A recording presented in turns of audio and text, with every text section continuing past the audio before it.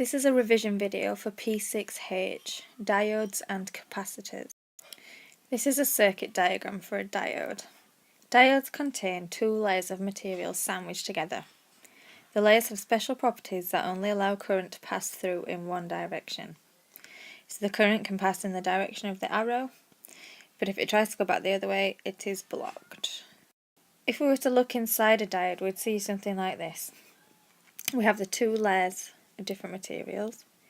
The N layer, or the negative layer, has got lots of electrons, and the P layer, or the positive layer, has got lots of missing electrons and instead has got positive holes where electrons should be. If the current is in the positive direction through the diode, the extra electrons in the N layer are pulled into the holes in the P layer, allowing the current to pass through. The resistance here is very low.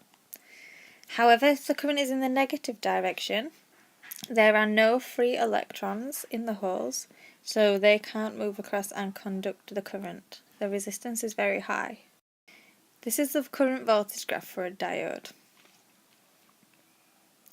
It's got this characteristic shape. As the current is only allowed through the diode in one direction, any current in the negative or reverse direction is blocked by the high resistance. This is the part labelled 1 on the graph. When the current is in the positive direction, it means that the resistance is lower and current can easily pass through the diode. This is region 2 of the graph.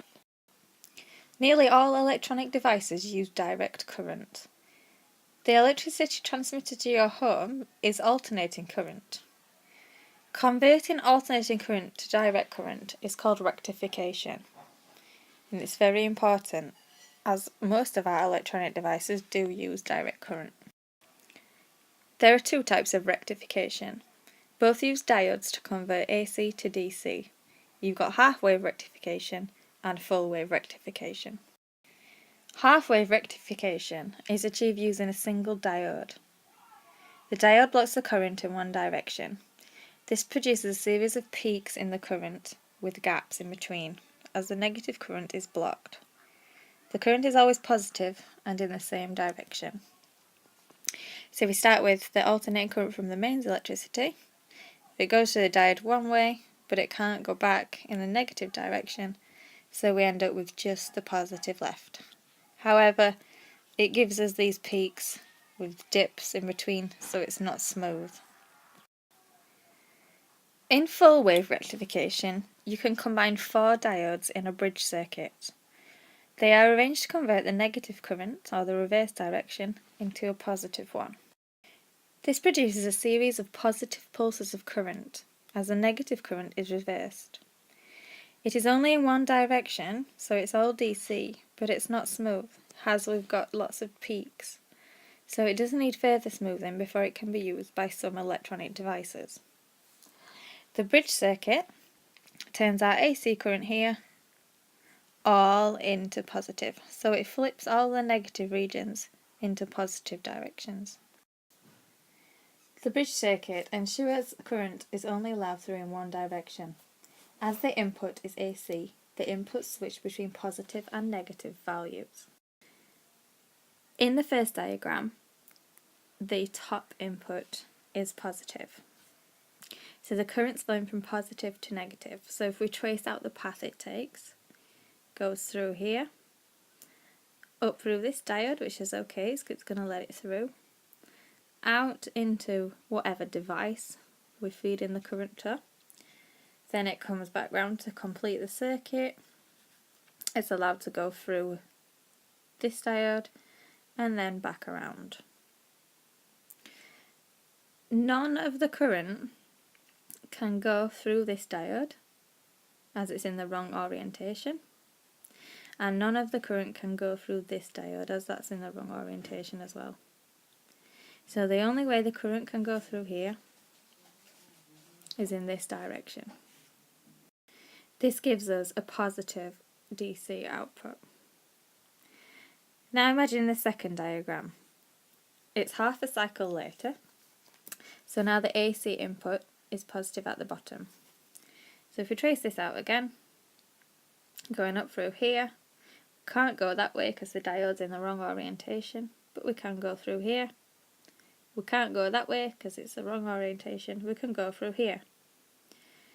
This is the same as what we've got up here, a positive output. So that negative AC has been turned into positive output. Then to complete the circuit, we travel through our device, back up here. This diode, the current could flow through there, but then it would carry on its path and continue on and out. The same with this one here. It could go that way, so it'd still be forced out the positive direction. So none of the current is allowed to go backwards that way. It's all been forced out the positive end.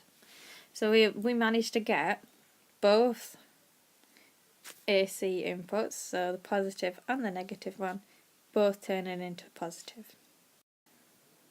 Okay, just to go over that again and reinforce the important points. The bridge circuit ensures that current is only allowed to go in one direction. The output is always positive. The AC input switches between positive and negative values, as seen in our diagrams here. If the top input is positive, the current can pass through diode A, but it's blocked by diode C. If the bottom input is positive, or the overall input is negative, the current is blocked by diode D, and it passes through diode B, all resulting in a positive output. We're now going to talk about capacitors. Capacitors are found in every electronic device. They temporarily store charge which can be released or discharged later. A simple capacitor is a pair of parallel plates separated by an insulator. This is what's shown on the circuit symbol. Two parallel lines with a gap in between. This circuit has got an uncharged capacitor in it. When the switch is closed, charge will build up on the capacitor plates. The voltage across the capacitor will increase. When the capacitor is fully charged, the voltage across the plates will be the same as the voltage from the power supply.